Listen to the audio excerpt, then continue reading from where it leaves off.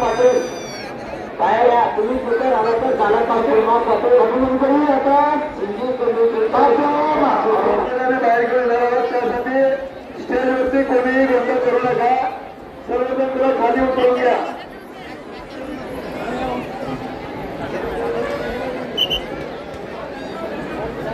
उत्सव कमिटीच्या माध्यमातून सर्व कमिट्या सुद्धा ठिकाणी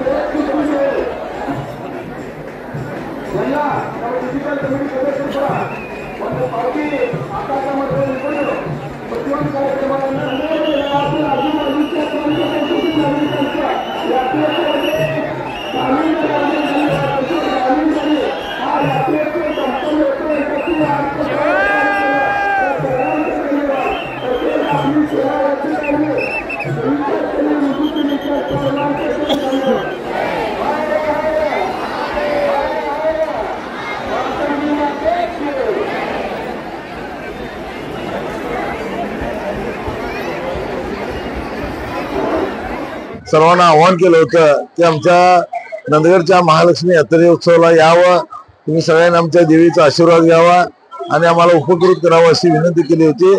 सतत 12 दिवस या महालक्ष्मी यात्रोत्सवामध्ये सहभाग सगळ्यांनी दर्शवला आणि अतिशय उत्साहानं हा सण साजरा करण्यासाठी सहकार्य केला।